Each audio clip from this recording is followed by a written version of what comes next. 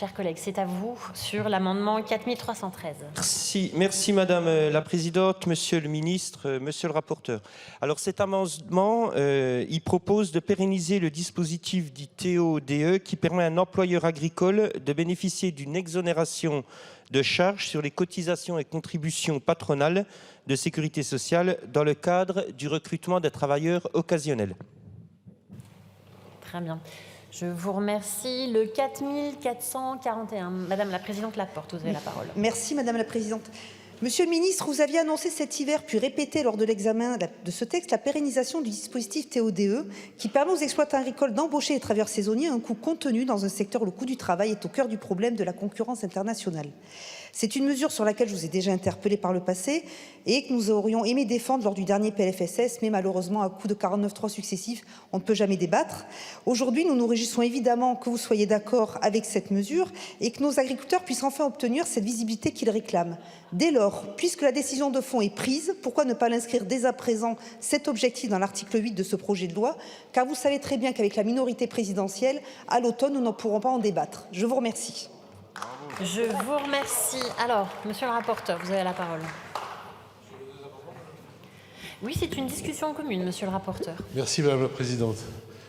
Monsieur Jacot, Madame Laporte, comme l'a précisé le ministre, la pérennisation du dispositif TODE sera effective dans le prochain PLFSS. Donc, à partir de là, l'objectif de vos amendements étant atteint, je vous demanderai de les retirer ou avis défavorable. Je vous remercie, monsieur le ministre. Vous avez la parole. Oui, merci beaucoup, Madame la Présidente. Je n'ose remercier Madame Laporte d'avoir noté que nous avions bien indiqué que nous allions, bien la première fois que vous, non pas vous ferez des compliments, mais vous donnerez un point positif au gouvernement. Et c'est début d'après-midi. Nous avons effectivement décidé et annoncé la pérennisation du dispositif. Nous avons annoncé une deuxième chose d'ailleurs, c'est le rehaussement du seuil de dégressivité de 1,2 à 1,25, qui était aussi une demande de la profession. En revanche, j'ai le regret de vous dire que, s'agissant d'un texte qui relève du financement de la sécurité sociale, vous serez vigilante, mais il n'y a pas que vous qui serez vigilante. Il y a les agriculteurs qui nous regardent, qui nous écoutent et à qui l'on a dit, donc ça sera bien dans le projet de loi de financement de la sécurité sociale, l'objectif de pérennisation du TODE. Donc je maintiens... Mais je vous donne, Madame Blin, je vous donne toute la visibilité que je peux vous dire, c'est-à-dire, oui, il y aura bien la pérennisation du dispositif TODE dans le PLFSS 2025. Et en revanche, je voudrais juste dire, Monsieur Pacaud, je ne comprends pas du tout trop votre amendement, parce que là, vous dites il examine également l'opportunité de pérenniser. Mais il n'y a plus besoin d'examiner, on l'a décidé de pérenniser. C'est pour ça que je vous proposerai assez volontiers de retirer cet amendement, parce que, pour le coup, c'est décidé. Et je confirme bien cette décision qui s'applique évidemment dès cette année, mais la pérennisation à partir du PLFSS 2025. Donc c'est des demandes de retrait, sinon un avis défavorable.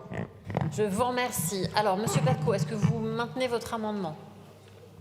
Alors, monsieur Pacaud retire son amendement. Madame Laporte, je suis désolée, j'ai pas...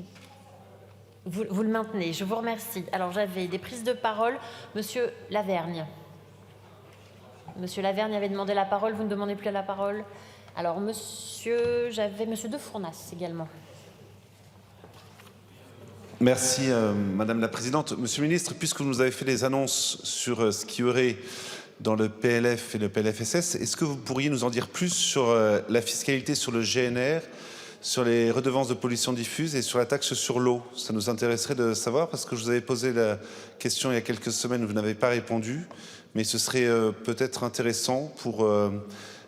assurer l'avenir et rassurer nos agriculteurs, que vous puissiez aujourd'hui nous dire qu'il n'y aura pas de hausse de fiscalité sur ces trois sujets. Alors, j'ai une bonne nouvelle à vous annoncer, mes chers collègues. Donc, l'application Eloi a commencé, excusez-moi du terme, à bugger à 16h05. Elle a été rétablie à 16h22.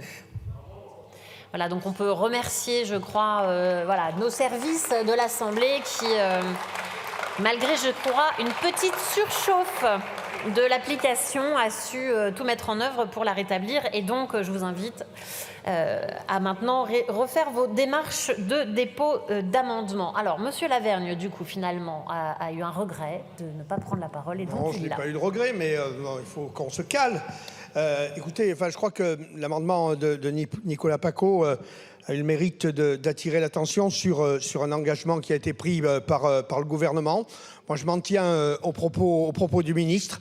Et j'espère effectivement que nous retrouverons ça au moment où nous allons voter le budget, puisque c'est vraiment quelque chose qui est extrêmement attendu par nos agriculteurs. Ils avaient besoin de lisibilité, de clarté. Vraiment, Monsieur le Ministre, si vous confirmez cet engagement, je pense que tout le monde agricole ne pourra qu'applaudir des deux mains.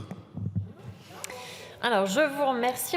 On va pouvoir passer au vote de l'amendement 4441, qui a un double avis défavorable, commission, gouvernement. Qui est pour ? Qui est contre? Il n'est pas adopté. Nous en arrivons au 2706. Monsieur Prudhomme, vous avez la parole.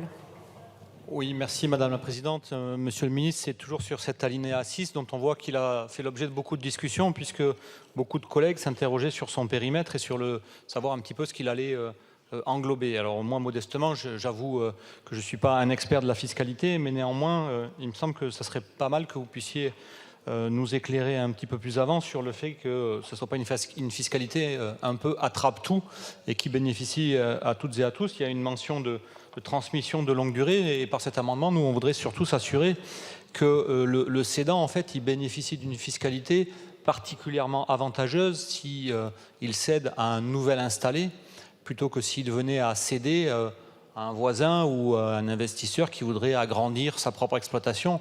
Et il nous semble que pour le coup, on aurait vraiment une mesure fiscale qui orienterait pour le coup vers l'installation de nouveaux agriculteurs, de nouvelles agricultrices et qui permettrait aux cédants donc d'y trouver aussi un avantage et son compte, puisqu'on sait que souvent au moment de la cession de l'exploitation, c'est aussi au moment où l'agriculteur et l'agricultrice, malheureusement au regard des retraites agricoles, profitent un peu du pactole, j'allais dire, financier pour s'assurer ses vieux jours, ce qui est aujourd'hui sa seule solution et on ne lui en porte pas grief, même si la situation ne nous convient pas. Donc juste sur la fiscalité, est-ce qu'on pourrait rajouter cette mention pour dire qu'effectivement elle pourrait être plus avantageuse dans la mesure où elle permettrait l'installation d'un nouvel agriculteur ou d'une nouvelle agricultrice. Je vous remercie.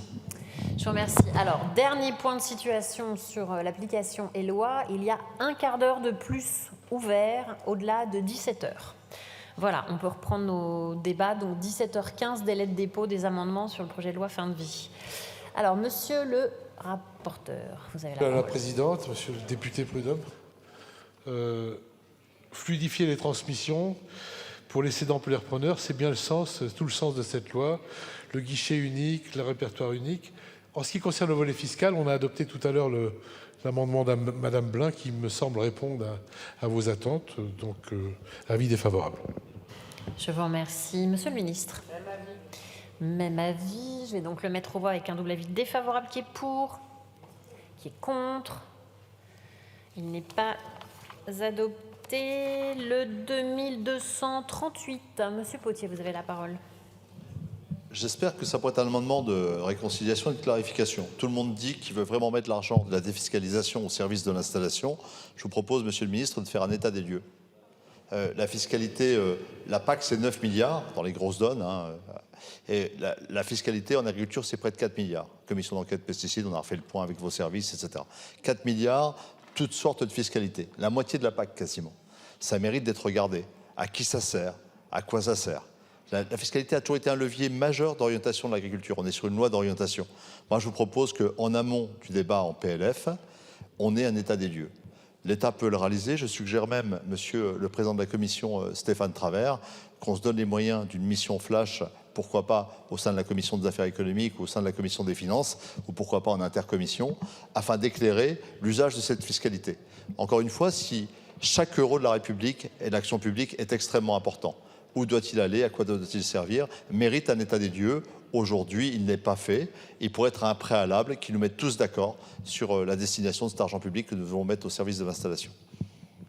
Je vous remercie. Monsieur le rapporteur, votre avis? Merci Madame la Présidente, Monsieur le député Potier. Alors, le 8e de l'article 51 de la loi organique relative aux lois de finances prévoit l'évaluation préalable des articles du PLF qui ne relèvent pas du domaine exclusif des lois de finances. Les dispositifs de cette réforme fiscale feront donc bien sûr l'objet d'une évaluation complète de leurs effets.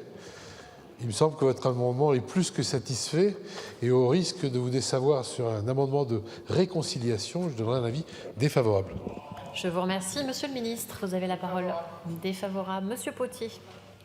Là, rapporteur Pascal Descamps, vous nous proposez une évaluation ex post. Je vous propose une évaluation ex ante. C'est complètement différent. Je vous dis, faisons un état des lieux de la fiscalité. À qui va l'argent de la fiscalité aujourd'hui, notamment en matière de foncier, de fiscalité, de transmission? Quels sont les problèmes? Moi, je vous leur dis très clairement, les jeunes paysans qui sont en train de s'installer aujourd'hui, qui veulent s'installer, n'ont pas de problème de fiscalité, de transmission dans 3/4 des cas. Et je ne voudrais pas qu'on fasse une loi pour 10, 15, 20% des paysans qui laissent de l'argent public, qui privent d'argent public la génération des 200 000 qui doivent prendre la relève dans les 10 ans. Je crains que ce soit le cas dans vos intentions. Donc un état des lieux permettrait très clairement de cibler chaque euro d'argent public à la destination de ce que nous voulons ensemble. Le refus d'un tel état des lieux me paraît pas un bon signe pour le travail que nous voulons faire ensemble. Je le dis franchement. Monsieur Potier. Alors, Monsieur le ministre, vous avez la parole. Pardon, Madame la Présidente, Monsieur Potier, il y a une mission de l'IGF et du CGER. Vous ne pensez pas qu'elle ne va pas commencer sa mission par faire un état des lieux? Enfin, franchement, vous ne découvrez pas quand même ce qu'est l'objet d'une mission de deux grands corps d'inspection. Ils vont commencer par dire ce qu'il y a. Et après, ils vont dire ce qui devrait évoluer. C'est ce qu'on appelle un état des lieux. Donc franchement, il n'y a rien de caché. Ça sera rendu public à l'été pour qu'on puisse préparer sereinement le PLF. Donc je suis content que vous ayez bien qu'on parle d'une réforme fiscale après avoir proposé la suppression de l'alinéa, mais il me semble que pour le coup, l'état des lieux, évidemment, ce n'est pas la peine de faire une réforme fiscale si on ne dit pas ce qu'il en est aujourd'hui. Et c'est bien l'objet de la mission de l'IGF et du CGER. Là, on est en train d'écrire pour écrire, pardon. Défavorable. Alors, je vais mettre aux voix cet amendement avec un double avis défavorable qui est pour, qui est contre. Et il n'est pas adopté, Madame Perrine Goulet pour le 2802. Vous avez la parole. Merci beaucoup pour avoir échangé avec un certain nombre de jeunes agriculteurs. On se rend compte que la partie photovoltaïque au sol va avoir des répercussions dans l'avenir, à savoir si juste avant de vendre, quelqu'un pose des panneaux photovoltaïques, ça fait artificiellement monter le prix des terres. Et on craint aussi, typiquement, que des terres soient prises pour faire du photovoltaïque au sol, même si on sait qu'il faut normalement un projet, mettre quelques moutons sous du photovoltaïque, c'est assez simple. Donc je pense vraiment qu'il faut qu'on regarde aussi à mieux cadrer ce photovoltaïque, peut-être au moment des transmissions, justement, pour qu'il n'y ait pas d'installation ni juste avant une transmission, ni quelques temps après avoir récupéré des terres, pour limiter le fait que ces terres soient accaparées par du photovoltaïque. Je vous remercie. Monsieur le rapporteur, vous avez la parole. Merci Madame la Présidente. Je vous demanderai, si vous me permettez, d'être un petit peu plus long dans la réponse pour répondre à la fois à Madame Goulet et à Madame Bellouco ce matin sur son intervention. Madame Goulet, sur le photovoltaïque en agriculture, il faut déjà distinguer deux cas de figure. Le premier, ce sont les panneaux au sol. Nous avons voté ensemble dans la loi APER qu'ils ne pouvaient être installés que sur des sols qui ne sont pas utilisés pour l'agriculture ou l'élevage, qui sont déjà sortis du giron. Et j'en profite donc pour répondre à ma collègue Elisa Bellouco sur le projet d'Adrier, puisqu'on partage, ce qui est sur ma circonscription. Vous le mentionnez, j'y suis complètement opposé. Je l'ai manifesté. J'ai saisi le préfet qui est intervenu. J'ai échangé plusieurs fois avec le maire. J'ai été sur place.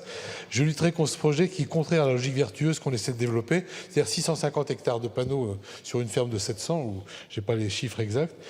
Et une fois tous les documents nécessaires adoptés, plus aucun projet ne verra le jour en France de ce type. Et d'ailleurs, le ministère de l'Agriculture, les services d'Agnès Pannier-Runacher sont intervenus dans le même sens. Donc je dirais que c'est un projet sous contrôle. C'est dans le sens d'action commune des parlementaires et du gouvernement depuis 2 ans. Mais vous avez bien fait d'alerter, il faut être vigilant sur ce sujet. Il y a beaucoup de députés ici qui sont conscients du sujet. Deuxième cas de figure, les panneaux dits agrivoltaïques. Depuis l'adoption de la même loi APER, ces panneaux n'artificialisent pas les sols. Ils ne sont pas cimentés, ils sont démontables. C'est vérifiable. J'ai fait plusieurs visites, au moins une dizaine depuis 2 mois. Pour ceci, on a commencé à poser un cadre avec la loi de mars 2023, qui va déjà éliminer pas mal de projets dits scélérats. Je suis particulièrement sensible dans mon territoire d'élevage de moutons, où ils fleurissent. Il y en a plus de 70 déjà déposés à la préfecture dans ma circonscription. Ce cadre n'est pas parfait, il laisse plusieurs questions en suspens. Comment on protège la vocation agricole au moment de la cession d'activité par l'agriculteur en place? Tout un tas de sujets qu'on discutera en transpartisan avec une dizaine de députés qui sont ici dans la salle.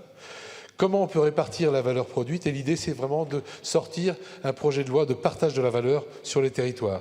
Avec plusieurs collègues, comme je viens de le dire, nous travaillons actuellement à un texte transpartisan qui permettra de répondre à ces questions pour s'assurer du développement vertueux de ces énergies au bénéfice des agriculteurs et d'abord des agriculteurs et des transitions. Chers collègues, travaillons ensemble et je vous invite à travailler avec nous, mais pas dans le projet de loi d'orientation qui n'est pas le bon véhicule. Donc je vous demanderai de retirer votre amendement. Je vous remercie. Monsieur le ministre, vous avez la parole. Merci beaucoup, Madame la Présidente. Madame la députée Goulet, vous avez raison d'appeler, au travers de cet amendement, l'attention du gouvernement sur la question des risques qu'il peut y avoir de dérive sur la question de l'agrivoltaïsme ou du photovoltaïque au sol. Vous avez longuement, et je crois que c'est partagé sur la plupart des bancs, vous avez longuement débattu dans la loi en particulier qui a été évoquée par votre rapporteur sur ces sujets-là, en distinguant bien d'abord ce qui relève de l'agrivoltaïque, avec des normes, des contraintes, des exigences qui évitent aussi, je le crois d'ailleurs, des projets qu'on pourrait qualifier ou qu'on pouvait qualifier d'alibi. Je mets 30 hectares de panneaux photovoltaïques, 2 moutons, alors c'est très extensif, c'est vrai, mais ça n'est pas une activité agricole à terme, et je retire les moutons. Donc on a quand même mis, il me semble, un certain nombre de balises. Alors je ne dis pas, vous êtes législateur, laissez-moi finir, monsieur Potier. Nous sommes tous des législateurs, vous êtes des législateurs, et on peut toujours redire, il faut regarder ça avec prudence et voir la façon dont ça se fait. J'insiste sur le fait que le gouvernement, y compris par une décision récente du Premier ministre sur un grand site de panneaux photovoltaïques, a opposé son veto compte tenu de ce qu'était la nature du projet. Donc on a bien bordé la question agrivoltaïque.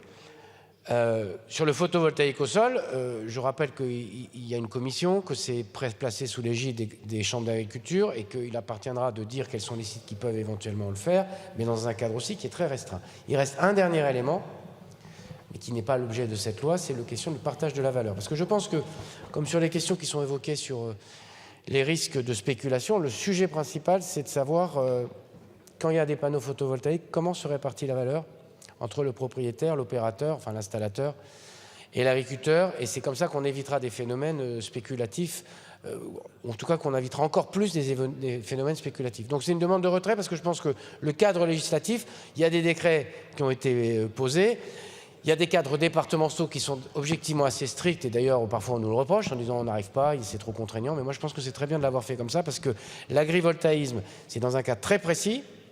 Et le photovoltaïque, ça ne vient pas se substituer, puisqu'on est dans un projet de loi qui vise à la souveraineté alimentaire, à la vocation première de nos terres agricoles, qui est celle de produire. Y compris en particulier dans les terres qui sont au plus faible rendement, au plus faible revenu. Il n'est pas question du tout de faire en sorte qu'on fasse un mécanisme de substitution. Donc c'est une demande de retrait, mais c'est un travail qui se poursuit, parce que quand on légifère, il y a toujours besoin de vigilance, il y a toujours des gens qui essaie de contourner l'intention, la lettre et l'esprit des lois. Je vous remercie, Madame Goulet. Est-ce que vous maintenez votre amendement? Non, je vais le retirer, mais le but, c'était surtout aussi qu'on regarde l'impact que ça a sur les transmissions-installations.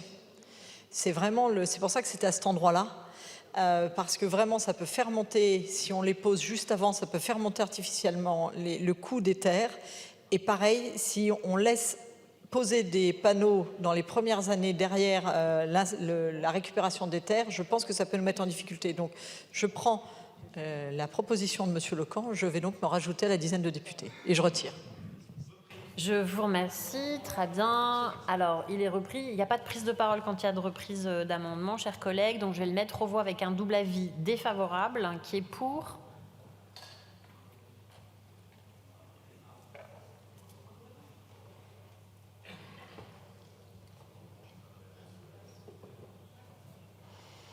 Qui est contre.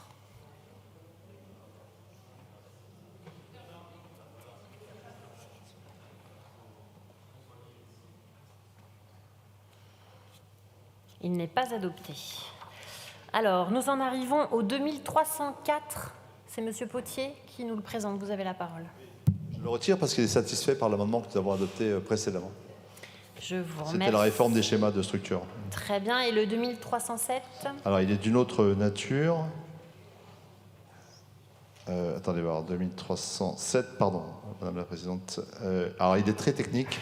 Il vise à améliorer la transparence permettant la préemption des SAFER sur les situations d'usufruit et de nue propriété, une des modes de contournement les plus communs aujourd'hui.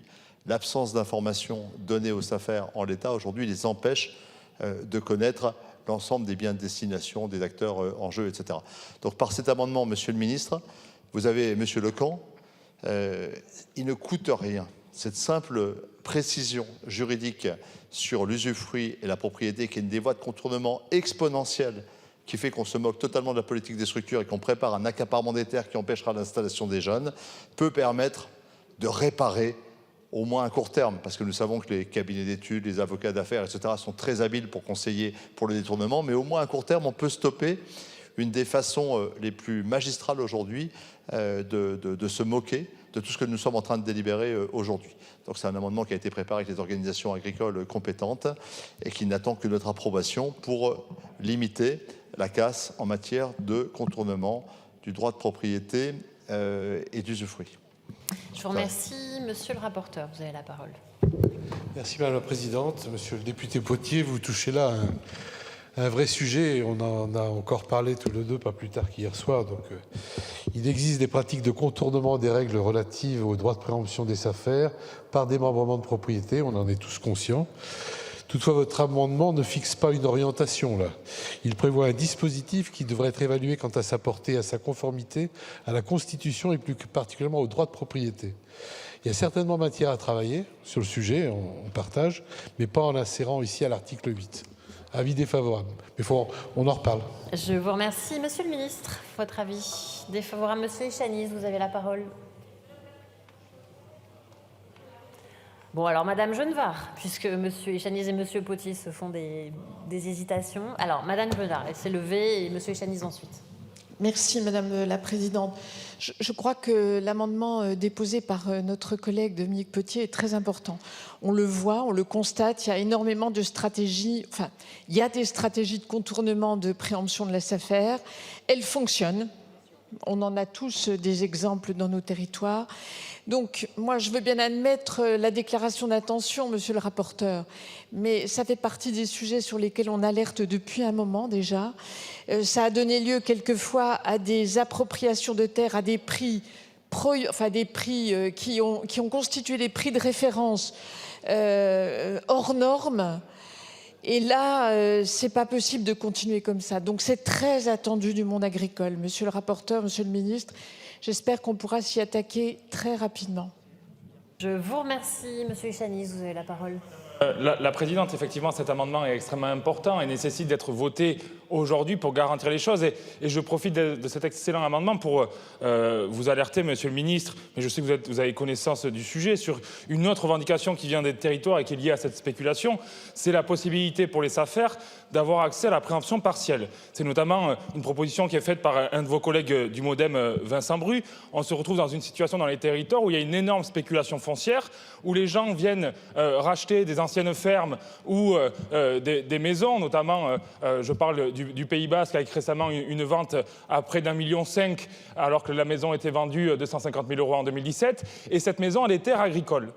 Sauf que la SAFER n'est dans l'impossibilité de préempter l'ensemble du bien, alors qu'il pourrait simplement préempter le volet agricole. Et si on continue comme ça, qu'on ne vote pas cet amendement-là, les prix vont s'envoler et les SAFER n'auront plus aucune possibilité de pouvoir préempter globalement ou partiellement. Donc on espère de votre part à la fois un geste sur cet amendement et qu'il y ait une véritable réflexion qui soit menée sur la préemption partielle pour permettre, dans les territoires en tension immobilière, que ça, en zone tendue ou pas, de pouvoir avoir une marge de manœuvre sur une partie des lots qui sont mis à la vente.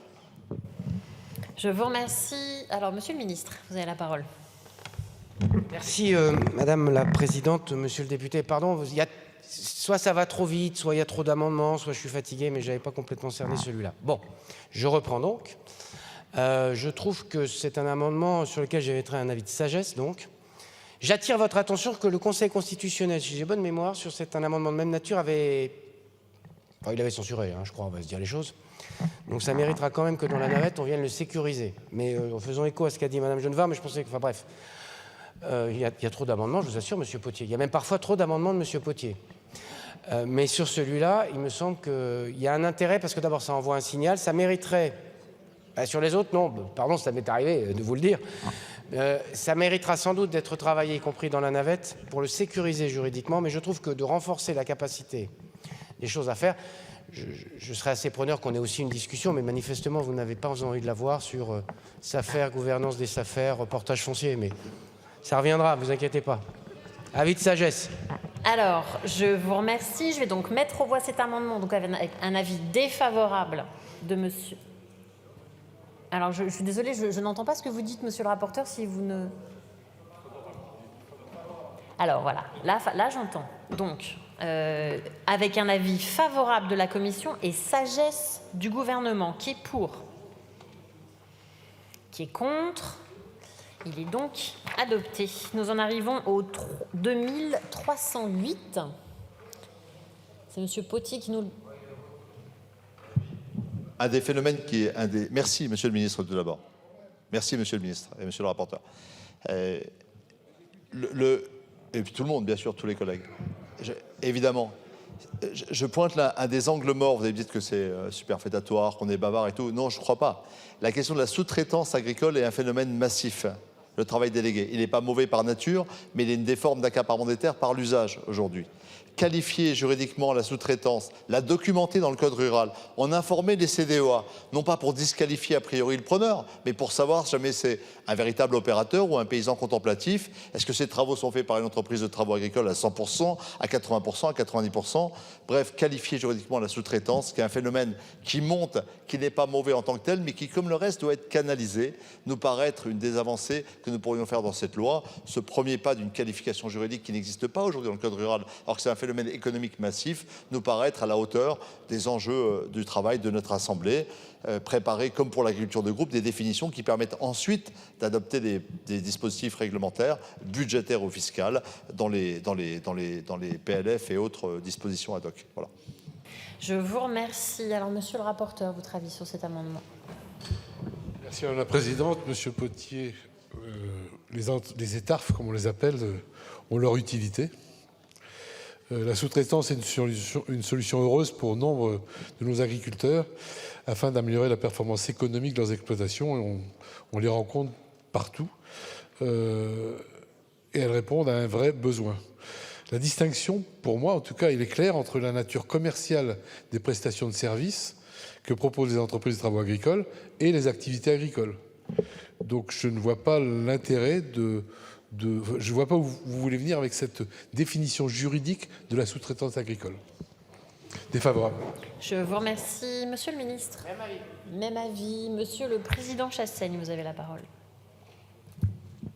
Pour répondre, enfin je ne sais pas si je peux me permettre de répondre au rapporteur, mais dans l'explication qui a été donnée par mon collègue Potier, je crois qu'il n'a pas diabolisé la sous-traitance. Ça a été très clair. Ce qu'il a... Je pense que j'ai compris, c'est que certes, il y a d'une part une sous-traitance qui quelquefois s'impose, ne serait-ce qu'en termes de matériel, s'il n'y a pas de CUMA à proximité, et on le voit notamment dans des sociétés agricoles, ou plutôt des exploitations agricoles, qui ont besoin d'un matériel qui permet par exemple d'affiner l'exploitation, un matériel qui coûte très cher, donc qui peut être utilisé en sous-traitance, j'allais presque dire de façon vertueuse. Il y a aussi une sous-traitance totale. Et cette sous-traitance totale, d'ailleurs, moi j'en connais, ce sont à la suite de départs à la retraite, les enfants ne veulent pas que ça parte à l'agrandissement. Les enfants conservent donc l'exploitation agricole et font appel en totalité à une entreprise de travaux agricoles. Et je crois que la demande de Dominique Potier, c'est plutôt d'avoir une forme de transparence par rapport à ça, hein, qu'on puisse savoir en quoi ça consiste. Il y a quand même une différence entre une sous-traitance partielle, une sous-traitance totale, et ce que ça peut apporter, en fait, concrètement, au niveau du maintien du tissu agricole. Je vous remercie. Alors, je vais prendre toutes les prises de parole. Si vous pouvez faire très court. Alors, Madame Genevard, Monsieur Potier et ensuite le président Mattei. Merci Madame la Présidente. Monsieur le Ministre, à l'article 1, j'avais déposé un amendement auquel vous aviez donné un avis favorable pour que l'on puisse adjoindre aux exploitants agricoles les salariés agricoles. Et quand j'en avais parlé aux organisations professionnelles, notamment les JA, une fois que mon amendement avait été adopté, j'avais évoqué cela avec eux. Ils m'avaient dit attention, on est très vigilant au phénomène du salariat agricole qui se substitue au chef d'exploitation.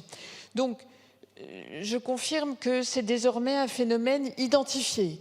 Peut-être est-ce à bas bruit pour l'instant, mais c'est toujours plus facile d'enrayer des phénomènes quand ils sont encore ténus que quand ils sont bien installés.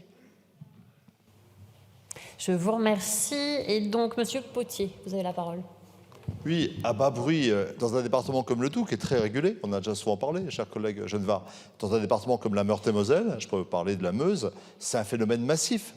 C'est presque une ferme sur 3 qui échappe au contrôle des structures parce que simplement, une entreprise de travaux agricoles qui est une partie d'un grand agriculteur, d'une grosse ferme ou une spécialité, exploite la ferme et empêche l'installation de jeunes agriculteurs. L'empêche tout simplement, quoi. Donc c'est un phénomène. Moi, personne n'est contre le faire de travailler des entreprises de travaux agricoles. Simplement, si jamais ça devient un mode d'exploitation qui substitue à l'installation, ça mérite au moins que le Code rural puisse le documenter. Lorsqu'une CDEA doit se prononcer entre deux situations, il faut qu'on sache celui qui va être un paysan contemplatif bénéficiant des rentes de la PAC sans travailler et celui qui va investir, travailler, décider sur la ferme. Il s'agit derrière d'avoir un modèle, celle d'une agriculture que les jeunes agriculteurs avaient qualifiée de firme ou de la ferme. C'est de ça qu'on parle actuellement. Donc ce n'est pas un phénomène mineur, il est massif. Je prends l'exemple de la Meurthe-et-Moselle, c'est une situation sur 3. Donc c'est massif. Merci, Monsieur le Président Mattei. Oui, on met le doigt sur un problème qui est quand même aussi le statut du fermage. Pourquoi on a ces phénomènes de sous-traitance? Parce que les exploitants agricoles qui arrêtent leur activité veulent conserver le foncier et veulent éviter que ce foncier leur échappe. Alors moi j'entends et je comprends et je trouve qu'il y a une logique, notamment par rapport aux aides, par rapport aux entreprises. Mais ça n'empêche qu'on se retrouve avec, je dirais, une contrainte juridique qui fait que qu'est-ce qui me reste comme solution? Effectivement, je donne mes terres en fermage. Et donc là, et de manière tout à fait légitime, et ça marche, heureusement qu'on a le statut du fermage, mais on voit bien qu'on a quand même une crispation, et que souvent, on a beaucoup d'agriculteurs qui arrêtent, qui créent des SCEA avec, familiales, avec des gérants qui, hier soir je parlais de plus réactifs, qui n'ont pas vraiment la qualité d'agriculteur au sens réel du terme, et donc qui posent un problème. Donc c'est une réflexion globale qu'il faut avoir, à la fois pour permettre à les agriculteurs d'avoir suffisamment de retraite pour vivre, et c'est des sujets qu'on a abordés, c'est vraiment global. Et je pense, hier on parlait d'actifs, qu'est-ce qu'un exploitant, complètement ou pas? Moi je crois qu'il faut qu'on remette tout sur la table à ce sujet. Je vous remercie, Monsieur le Ministre, vous avez la parole. Merci Madame la Présidente, Monsieur le député Potier. J'en reviens à l'amendement lui-même, parce qu'en fait, dans votre amendement, on n'est pas sur l'étape d'après, vous dites juste qu'il s'agirait de définir ce qu'est la sous-traitance. En fait, Monsieur le Président Chassaigne a assez bien défini ce qu'était la sous-traitance dans sa composante. On voit bien ce que c'est que la sous-traitance. Enfin, je veux dire, de ce point de vue-là, l'amendement n'est pas, tout à fait opérant, utile. En revanche, je participe et je partage ce que vous venez de dire et ce que vient de dire le Président Mattei et le Président Chassaigne aussi. C'est-à-dire qu'on a de la sous-traitance qui progressivement a été dévoyée en moyen pour un certain nombre de gens d'éviter de mettre à bail. Donc la question elle se pose plutôt dans la question de la régulation, du contrôle des structures, pas dans la définition. Donc c'est pour ça que je donne un avis défavorable sur cet amendement. Mais nous avons effectivement besoin de travailler sur cette question parce que, alors, vraiment dans ma commune, donc je vois très bien comment ça s'est passé, on ne veut pas mettre à bail et on a quelqu'un qui exploite plusieurs centaines, plusieurs milliers d'hectares et qui échappe au contrôle des structures parce que, en fait, il n'y a pas d'installation. On a commencé à y répondre, je dois le dire quand même si c'est imparfait, mais moi je ne prétends pas que ce que nous faisions soit toujours parfait parce qu'on essaie de s'adapter. Ce qu'on a fait sur la PAC, avec la notion d'agriculteur actif, ça visait à ça, parce que ça visait à ce que des gens qui ne sont plus agriculteurs et qui, de fait, et qui avaient mis en sous-traitance, continuent à bénéficier, comment dirais-je, des primes PAC. Première étape. Alors après, on nous a fait un grief toute l'année en nous expliquant c'est compliqué, il y a des gens qui ne sont pas à payer. Oui, parce que quand il y avait dans des structures des gens qui avaient plus de 67 ans, ça a perturbé le système. C'est une des premières réponses qu'il faut qu'on apporte, mais il me semble que ce n'est pas la seule, on a besoin d'y travailler. Mais ce n'est pas l'objet de votre amendement, mais globalement, je rejoins ce qui a été dit par le président Mattei, on voit bien un risque structurel dans un certain nombre de territoires où on échappe non seulement au contrôle des structures, mais aussi au bail. Et ça, c'est un problème sur le long terme qui peut être un problème risqué. Ça rejoint aussi les questions fiscales, me semble-t-il. Je vous remercie. Je vais donc mettre aux voix cet amendement qui a un double avis défavorable. Qui est pour? Qui est contre? Il n'est pas adopté. Je suspends la séance pour quelques minutes.